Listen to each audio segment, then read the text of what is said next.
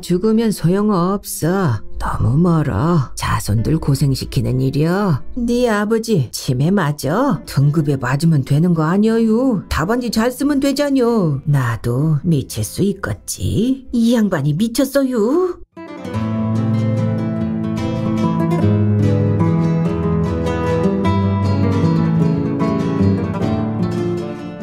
8월의 산책. 류희경.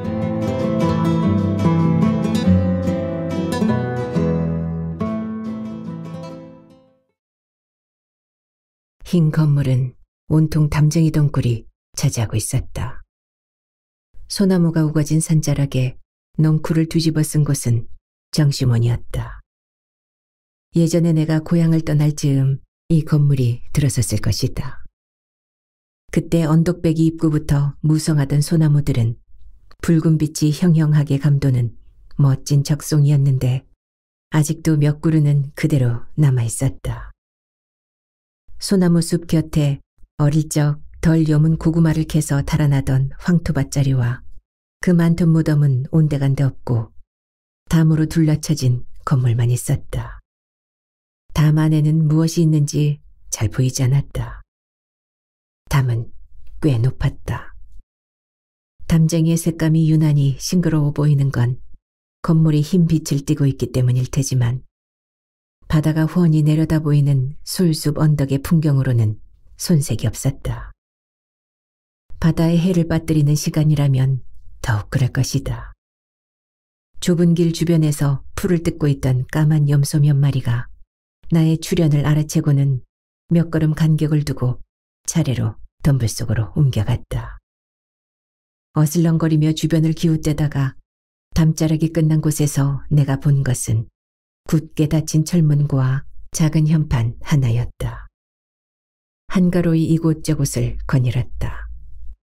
직장을 그만두고 나서 쉬고 싶다는 생각을 했을 때 가장 먼저 떠오른 것이 고향이었다. 뒤에는 산이 있고 앞에는 바다가 있는. 갈 거야. 내일은 꼭 갈 거야.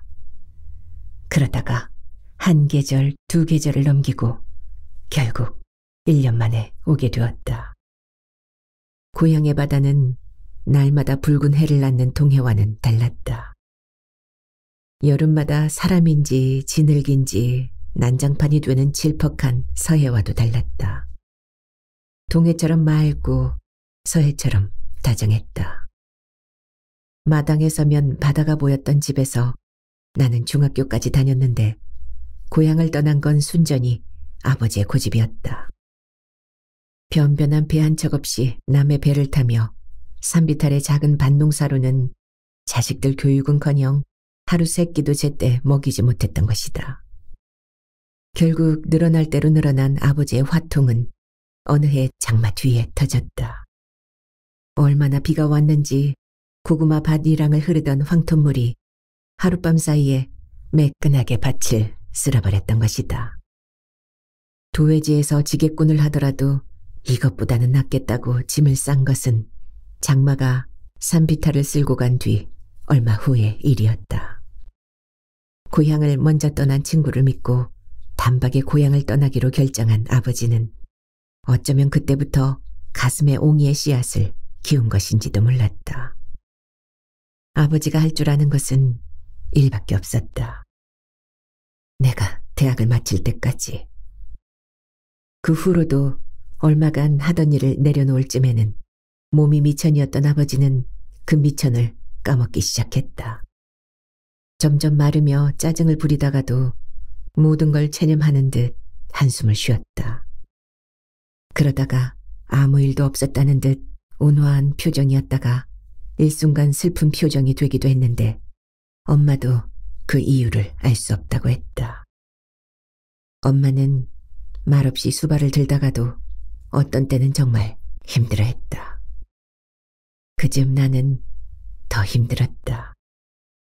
주중에는 일하느라 힘들고 주말에는 힘이 풀려 힘들었다. 명퇴와 조퇴란 새로운 유행어가 회사마다 돌더니 내가 다니던 회사에도 찾아왔다. 퇴직금에 웃돈을 얹어주며 신청하라는 퇴직 희망자 모집 공고문이 자꾸만 나를 고향 바다로 떠밀었다. 윤슬 반짝이는 고향의 바다. 보고만 있어도 나른하게 잠을 재우는 곳.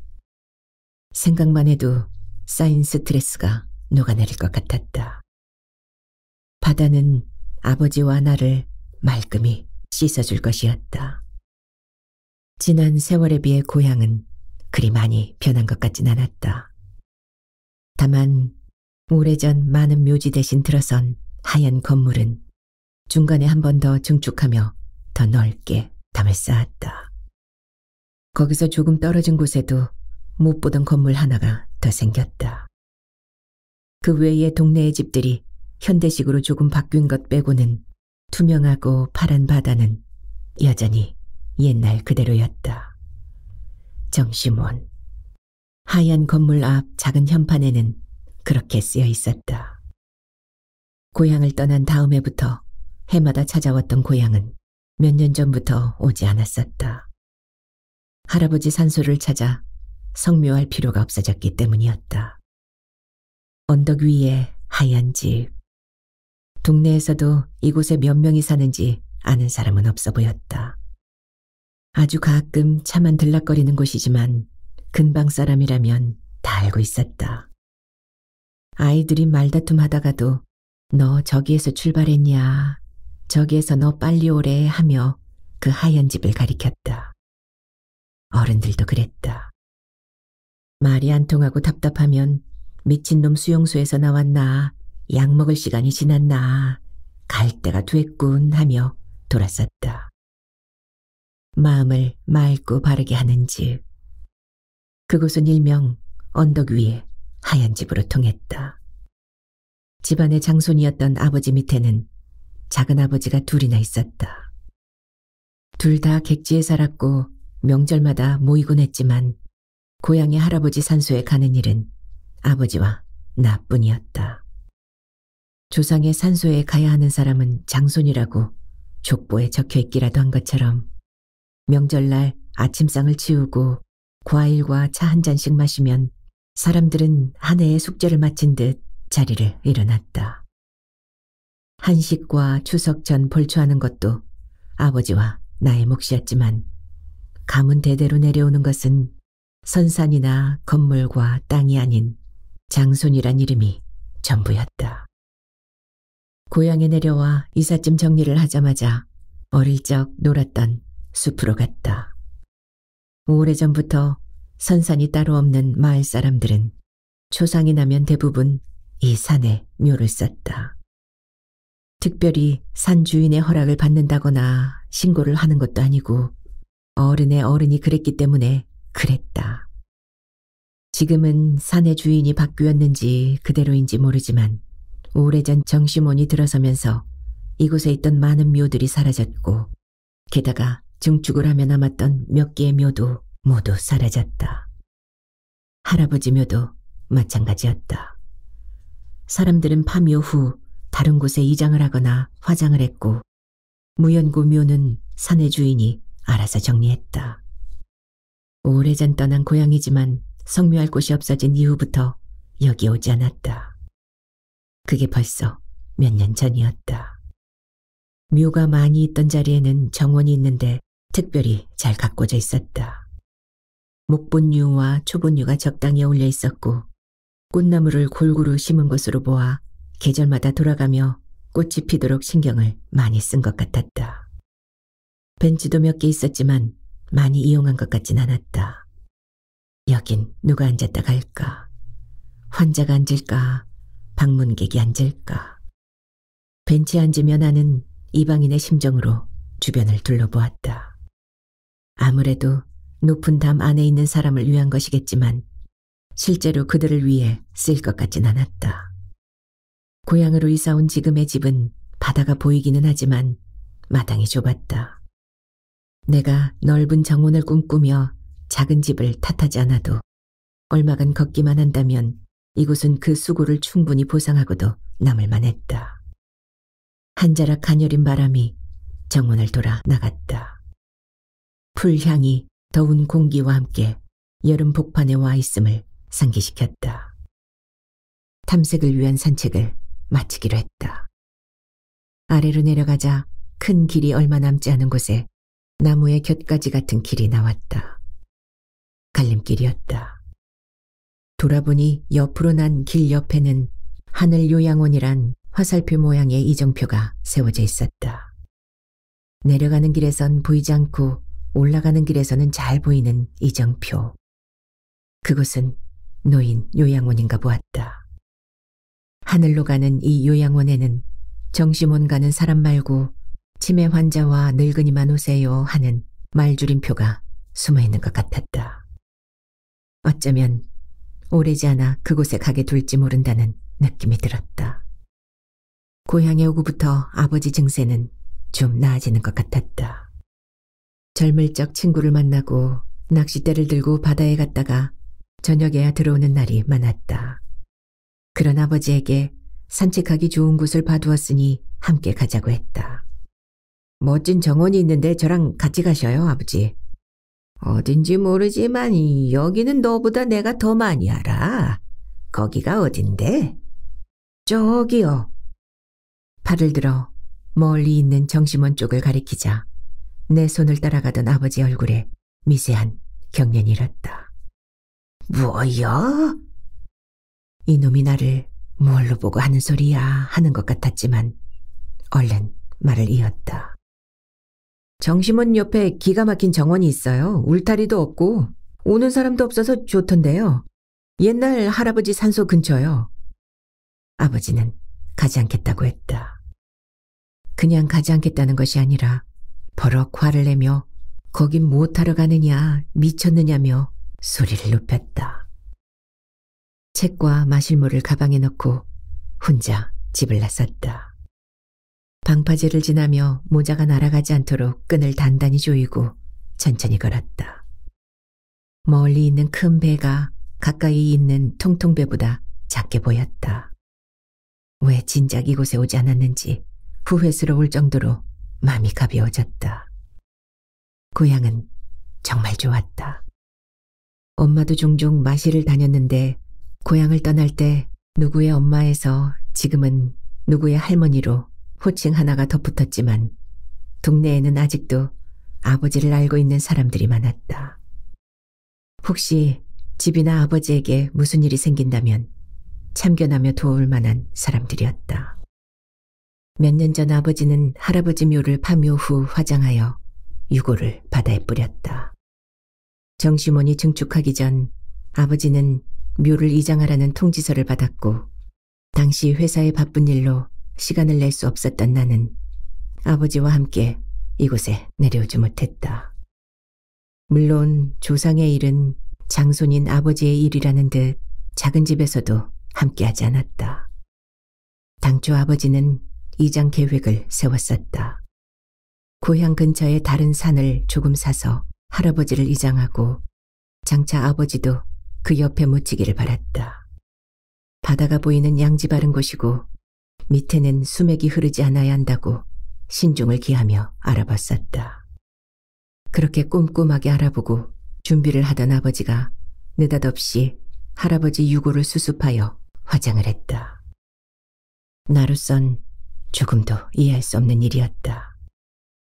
왜 그랬는지 궁금해 묻는 나에게 아버지는 그랬다. 다 죽으면 소용없어. 땅끝 마을에 가서 성운이 내가 벌초를 제때 할 수 있겠냐, 죄를 한번 올릴 수 있겠냐. 멧돼지가 때를 다 뒤집어 놔도 모르는 일 아니냐. 너무 멀어. 지금은 내가 일 삼아서 한다지만 다 소용없는 일이다. 자손들 고생시키는 일이여. 가만 보면 네 할머니가 뭘 아는 양반이여. 돌아가시기 전에 화장을 하라고 한 걸 보면 나중에 나도 화장해라. 납골당 같은 거 하지 말고 고향 바다에 뿌려라. 고향에 혼자 다녀온 그날 아버지는 많이 취했었다. 그런 모습은 처음이었다. 가시지 않은 추위기처럼 그것은 오랫동안 아버지에게 머물러 있었는데 며칠 동안 잠도 못 자며 눈물을 찍어내기도 하고 혼자 피식 웃기도 하고 아무렇지 않아 보이기도 했다. 아버지의 조울증은 그렇게 시작된 것 같았다. 고향의 산소를 제대로 돌보지 못하게 된 것이 나 때문이라는 생각이 들어 죄송했지만 그때 선뜻 아버지처럼 고향에 다니며 잘 돌보겠다는 말을 왜 못한 것인지 그때를 생각하면 지금도 가슴이 아려왔다. 테트라포트에 부딪혀 하얗게 부서지는 파도를 한참이나 바라보았다. 정심원이 더 있다가 중축을 했다면 할아버지 유골이 바다에 뿌려지는 불상사는 없었을까. 회사에 연차 휴가든 월차 휴가든 시간을 내어 아버지와 함께 이곳에 왔다면 지금쯤 바다가 보이는 양지 바른 곳에 할아버지 묘와 아버지의 봉긋한 가묘에 무성한 떼가 자라고 있지는 않을까.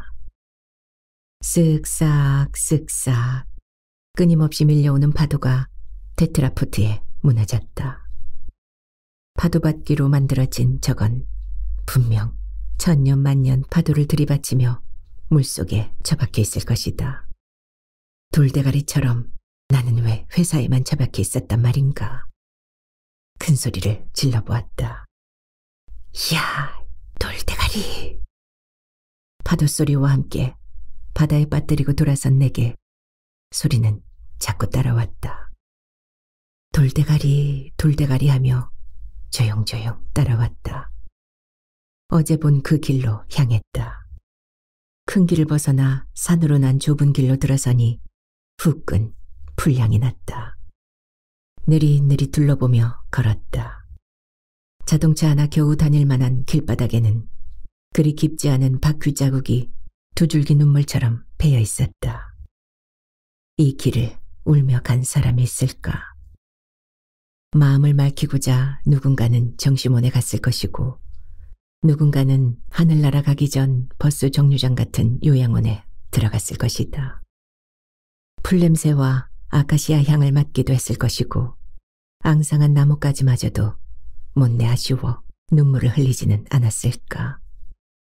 어쩌면 악다군이 없는 곳이면 어디든 좋다고 웃고 지나갔을지도 모를 일이다. 아마도 요양원에 갔다가 다시 나오지 못했다면 조용히 바퀴가 누르고 간 길엔 풀도 비켜 자라고 있는 것도 모를 것이다. 조금 더 걸어가자 하늘 요양원으로 가는 갈림길이 나왔다. 그 길이나 이 길이나 모두 세상 밖으로 가는 길이었다. 지난번 앉았던 벤치에 앉았다. 물을 마시며 찬찬히 둘러보니 예전과 달라진 게 눈에 확 들어왔다. 볼록볼록한 붕분들이 있던 자리의 일부는 높은 울타리 안으로 들어갔고 일부는 이 멋진 정원이 되어 있었다. 할아버지의 묘자리가 어디쯤일까 가늠해 보았다. 아마도 분홍꽃이 만발한 큰 배롱나무가 있는 자리 같았다. 다가가 나무 기둥을 쓰다듬었다. 매끈했다. 정심원 울타리는 꽤 높았다. 건물의 지붕이 보였고 소나무 윗모습이 잘려 보였다. 어릴 때 우리가 놀았던 제일 큰 소나무는 울타리 안으로 들어가 있었다. 그 나무 아래서 뒹굴며 놀던 때가 생각났지만 씁쓸했다. 정말 가난했지만 즐거웠던 그때는 바다에서 멱을 감다가 지겨워지면 이곳에서 말타기를 했다. 낮이라 그랬을까. 근처에 묘가 많이 있었는데도 그땐 아무도 이곳을 무서워하지 않았다. 우리에겐 그저 놀이터였을 뿐이었으니. 애들이 보고 싶어졌다. 얼마 전 엄마는 사람이 나이 들면 애로 돌아간다며 아버지가 도로 어린애가 된 것 같다고 했다. 나도 그리 된 것 같았다. 함께 놀던 애들은 객지로 뿔뿔이 흩어졌지만 그래도 이곳이 고향이니 나처럼 돌아올 수도 있고 명절이면 다녀갈 수도 있을 것이다. 며칠 남지 않은 이번 추석에 친구들이 몇이라도 다녀가면 좋을 것 같았다. 마루에서 수평선을 바라보며 마치 바다 끝에 걸린 배가 꼭 종이배 같다는 생각이 들 때 전화가 왔다. 파출소였다. 담을 넘는 아버지를 정심원 직원이 신고를 한 것이다. 경찰이 묻거나 내가 물어도 아버지는 아무 말도 하지 않았다. 동네에 사는 아버지 친구들의 도움으로 집에 와서도 아버지는 말을 하지 않기로 작정한 사람 같았다. 다시는 그러지 말라고 한 다음 날부터 아버지는 아예 집을 나가지 않았다. 방과 거실과 좁은 마당을 오갔지만 대문 밖으로는 나가지 않았다. 무거운 닻이 집 아래에 매달린 것 같았다. 매일의 일과처럼 산책을 가려던 어느 날, 그날도 아버지는 소파와 한몸이 되어 먼 바다를 보고 있었다. 작은 배낭을 메고 나갔다 올게요 하려던 말이 같이 가실래요가 되어 나왔다. 그러자 여태까지 멍하니 앉아있던 아버지가 벌떡 일어났다. 깜짝 놀랐다. 아버지는 밀짚 모자를 쓰고 나를 따라왔다. 파란 바다를 보며 걷는 방파제 옆에서 아버지가 점점 뒤로 처졌다. 천천히 아버지의 보폭에 맞추어 바다 옆길을 나와 산길로 들어섰다. 볕은 뜨거웠지만 산길엔 제법 그늘이 있어 집에 있는 것보다 나았다. 물병을 꺼내 들고 밖에 나오니 좋지요. 물 좀 드릴까요? 했지만 아버지는 아무 말도 하지 않았다. 깊은 생각에 잠긴 듯 묵묵히 내 뒤만 따라왔다. 전에 앉았던 벤치에 앉아 배낭에서 물을 꺼냈다. 뚜껑을 따고 권하자 아버지는 절반이나 물통을 비웠다. 아버지 등에는 땀에 젖은 셔츠가 붙어 있었다. 저 배롱나무 자리가 할아버지 계시던데 맞죠, 아버지? 하며 옆을 돌아보았지만 아버지의 시선은 정시몬을 향해 있었다. 다시는 저기로 가시면 안 돼요. 사유지라 큰일 나요.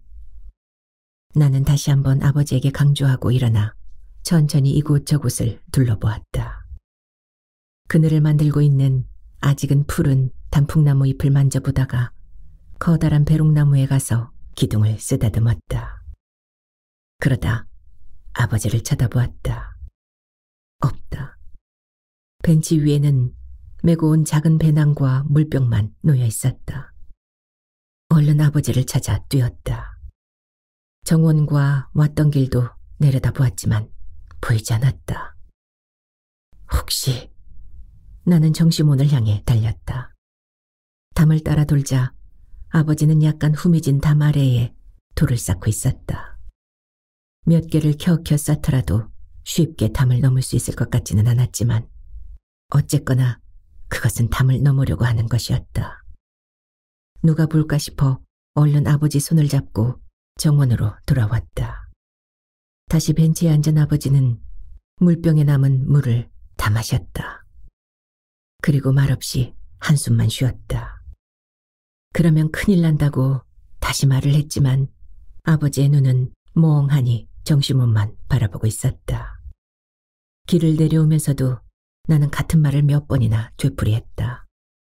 지금은 옛날 참외 서리하고 다녔던 그때와 달라서 이젠 서리도 범죄고 남의 집들이 볼만해서 들어가 본다 해도 무단 침입이라고 했다. 물론 아버지도 알고 있는 일이겠지만 나는 구구단을 외듯 자꾸 반복했다. 퇴직 후 고향에 온 뒤 처음으로 추석을 맞게 되었다. 산소가 있는 집들은 벌초하느라 친척들이 모이고 사람들로 북적였다. 산마다 벌초를 하느라 울긋불긋 생기가 돌았지만 아버지는 다시 거실에서 소파와 함께 붙어있기로 작정한 것 같았다. 추석날이 되었다. 작은 집에서는 두 곳 다 멀어서 못 온다는 전화가 왔다. 아버지는 차례상에 머리를 조아리면서도 내내 표정이 어두웠다.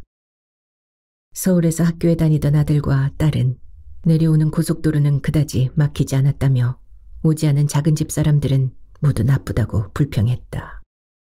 애들에게 그러는 게 아니라며 야단을 치면서 나도 속으로 욕을 했다.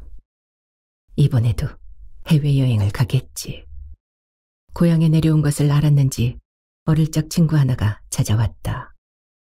어렵게 함께 크며 고생했던 그 애는 이제는 제법 살만하다고 했다.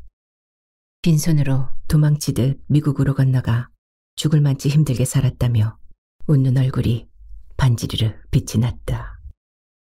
그러다 갑자기 내 손을 잡았다.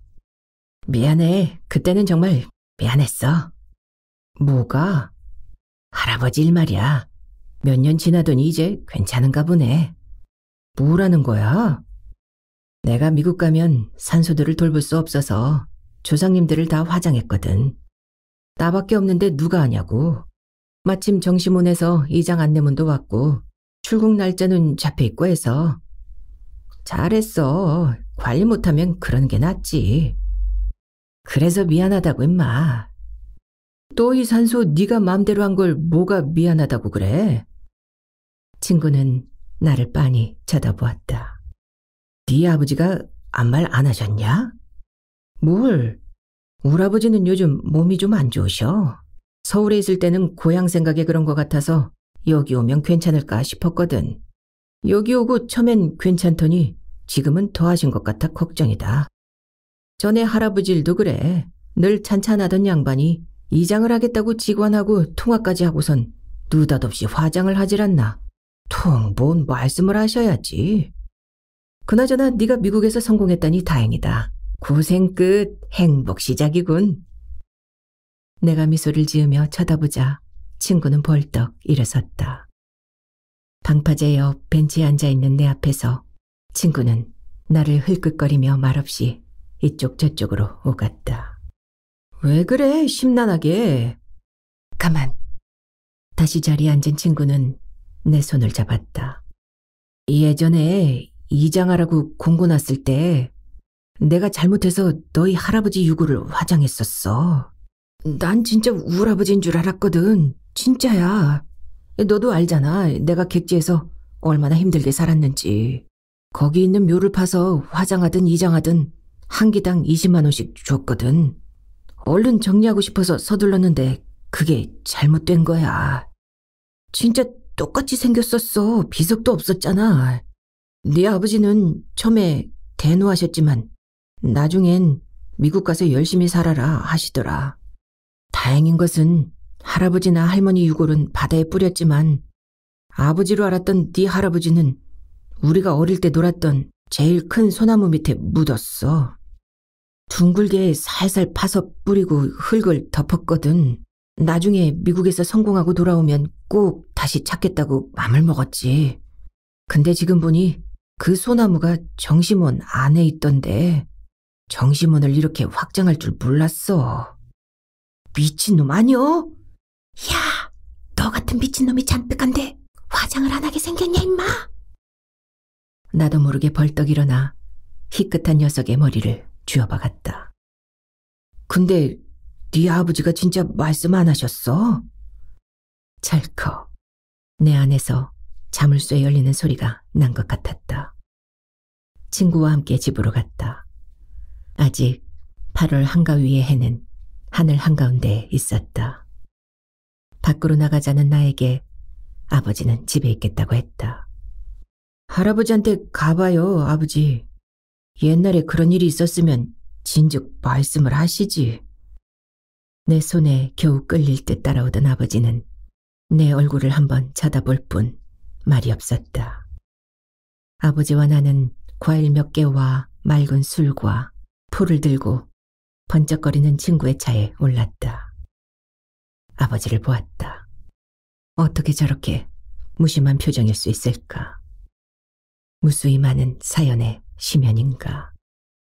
무심한 얼굴의 아버지는 방파제와 산길이 전하는 진동에도 몸만 흔들릴 뿐 표정은 그대로였다. 자주 가던 정심원 정원에 도착했다. 성묘를 왔다가 들렀는지 요양원에 갔다가 들른 것인지 아이와 함께 어른 몇 사람이 여기저기 정원을 구경하고 있었다. 우린 커다란 정심원 안에 있는 소나무 가까이에 돗자리를 깔았다. 갖고 간 것을 돗자리에 늘어놓고 친구와 내가 두 손을 모으고 가만히 서 있자 아버지는 신발을 벗고 돗자리 위로 올라갔다. 아버지는 무릎을 꿇고 조심스레 빈잔을 들었다. 나는 그 잔에 천천히 술을 따랐다. 아버지는 소나무를 향하여 술을 조금씩 나누어 부었다. 한 방울도 튈 수 없는 한참 먼 거리였다. 그리고 절을 했다. 마지막 절을 하던 아버지는 쉽게 일어나지 않았고 엎드린 어깨는 조금씩 흔들렸다. 내가 절을 하고 마지막으로 친구가 절을 할 때까지 아버지는 소나무에서 눈을 떼지 않았다. 전에 아버지가 정심원 담에 돌을 쌓던 곳에 올라가 까치발을 들자 겨우 소나무의 밑둥이 보였다. 굵고 멋진 소나무가 정심원을 압도하듯 붉은 기운을 뿜고 있었다. 친구는 돌아가며 거듭 미안하다고 했다. 이후 명절이 되면 아버지와 나는 정심원의 바깥 정원에서 그렇게 제를 올렸고 아버지의 말수는 조금씩 늘어갔다. 하늘요양원 직원들은 마을 사람들에게 친절했다. 마을의 노인회관에 나와 점심을 대접하고 가을이면 관광버스로 단풍놀이를 보내주었다. 모두가 하늘요양원의 예비 환자인 것이었다. 실제로 자식들이 있는 도시의 요양원이나 병원으로 가는 몇몇 노인들을 제외하고 대부분의 마을 사람들은 이 요양원으로 가는 것을 기정사실로 받아들였다. 한 동네에서 살다가 하늘나라 가기 전 같은 요양원에 있는 것도 그리 나쁘지 않은 것 같았다. 얼마 전 장기 요양 등급을 받아 이곳으로 들어간 사람도 이장의 아버지였다. 이장은 적극적으로 마을 사람들을 독려했다. 먹여주고 재워주고 필요하면 치료해주고 더군다나 고향이라 알고 지내는 동네 사람도 있으니 그 얼마나 좋으냐고 홍보까지 했다. 사람들은 멀쩡해 보이던 이장의 아버지가 용케도 높은 요양 등급을 받았다며 한편으로 부러워하기까지 했다. 팔순이 넘어 근근히 끼니를 해결하는 독거노인들도 많았는데 대부분은 요양원에 들어갈 수 있는 등급을 받지 못했다.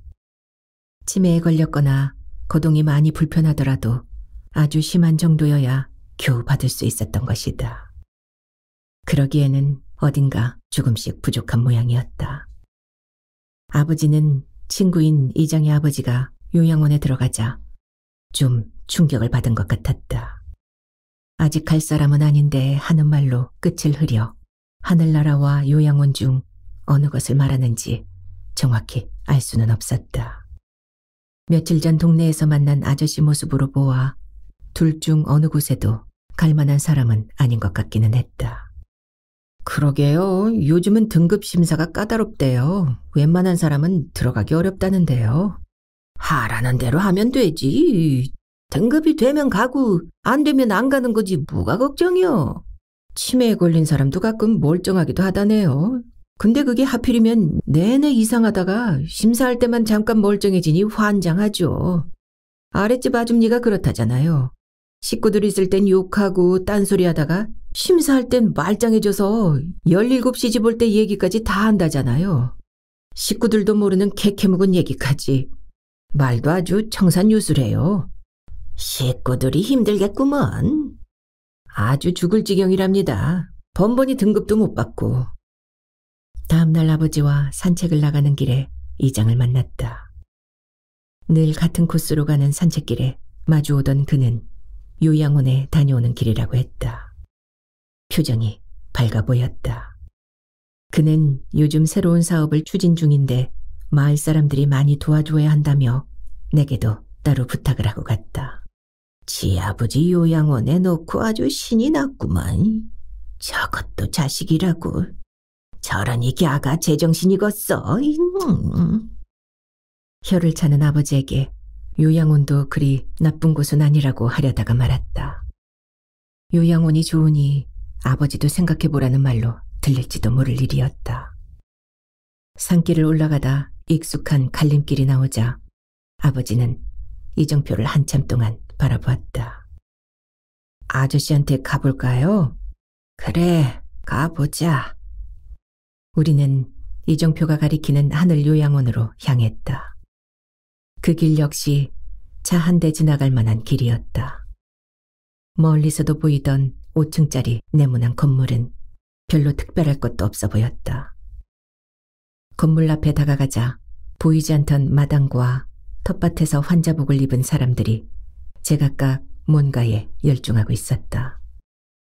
여기 어르신들은 거동만 할 수 있으면 이렇게 텃밭으로 오신답니다. 텃밭에는 풀이 날 새가 없어요.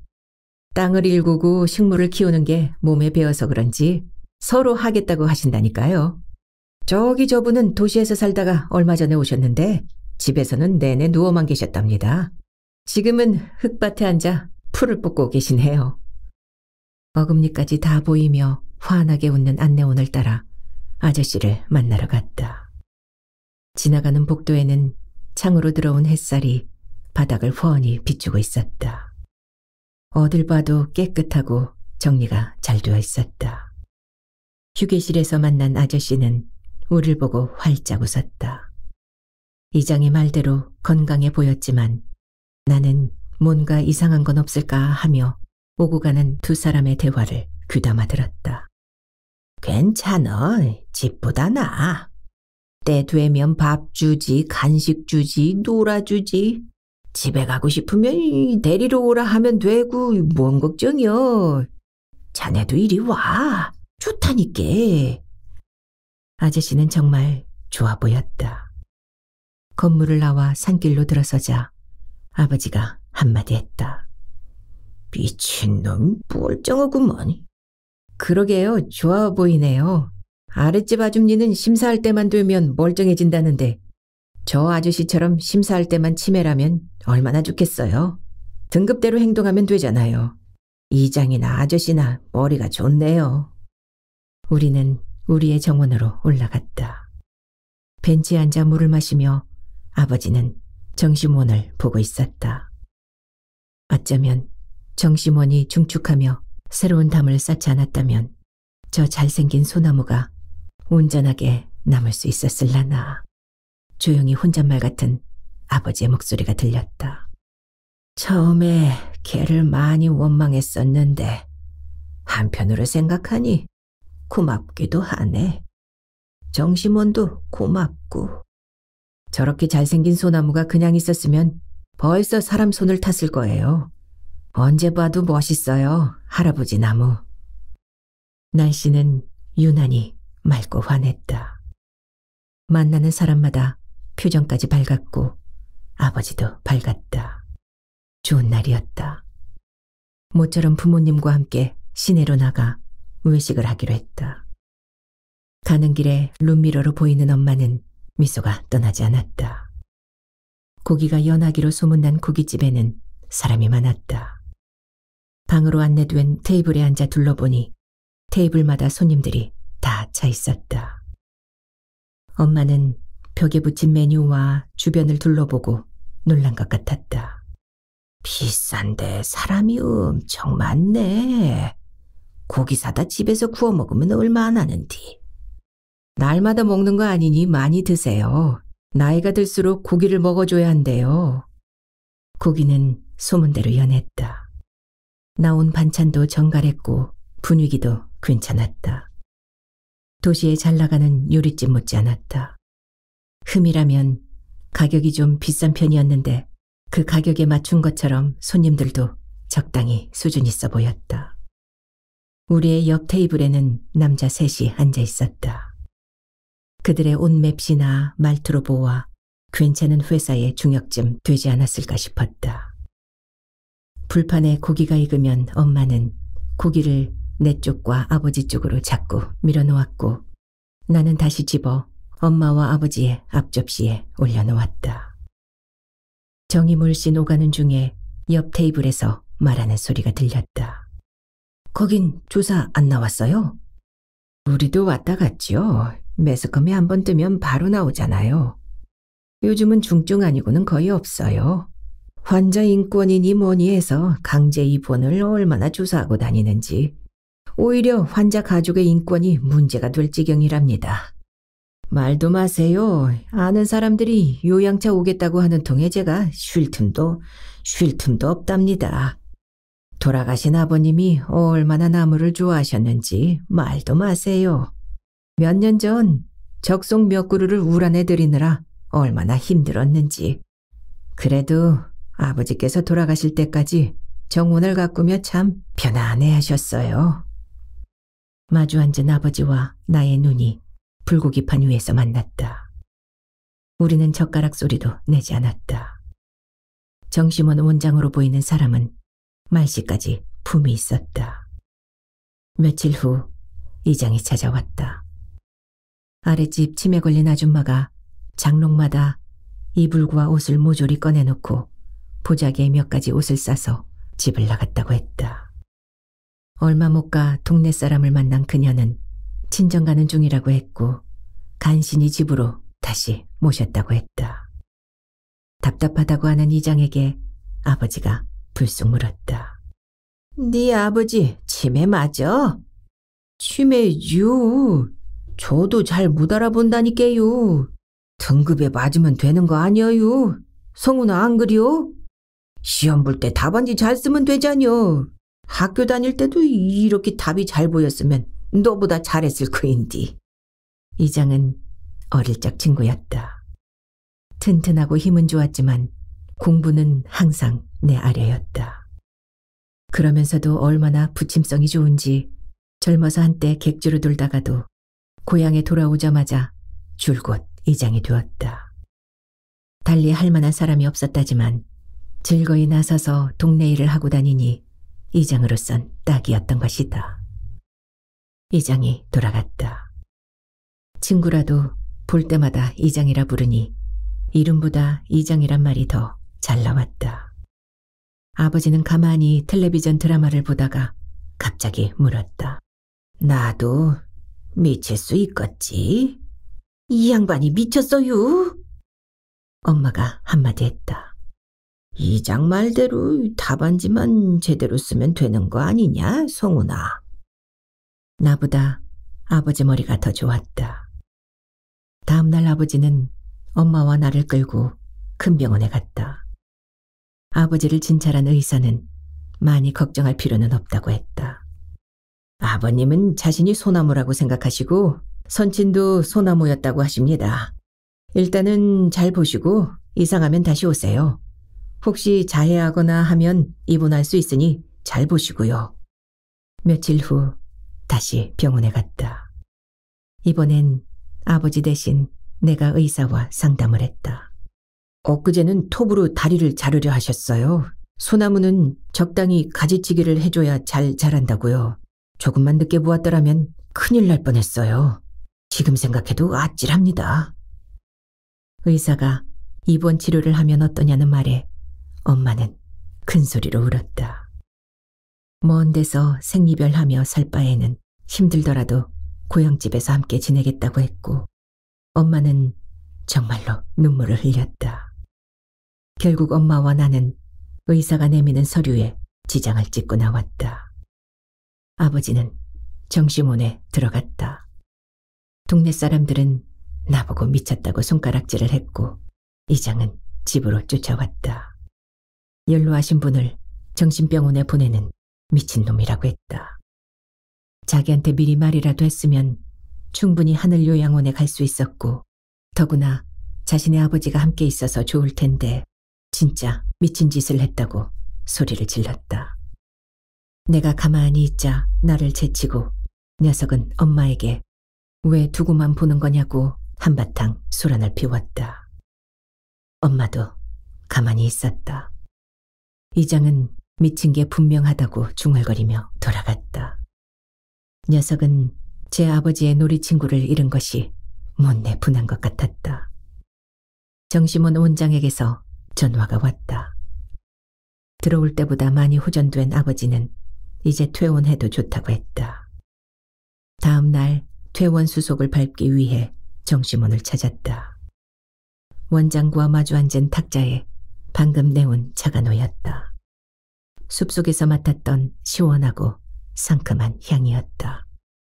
모락모락 김이 오르는 찻잔 위에 얼굴을 가까이 대고 깊이 숨을 들이마셨다. 원장은 그 근처에서 채취한 솔잎차라고 했다. 눈을 가늘게 뜬 만큼 더 커진 코 속으로 향이 몰려들어왔다. 온몸으로 스며고 방 안을 가득 채웠다. 잠시 후 아버지는 천천히 소나무 향기 속으로 걸어왔고 우린 함께 정시문을 나왔다. 산길을 내려와 바다 옆 갓길에 들어섰다. 성큼성큼 같은 보폭으로 걷는 아버지의 걸음이 가벼워 보였다.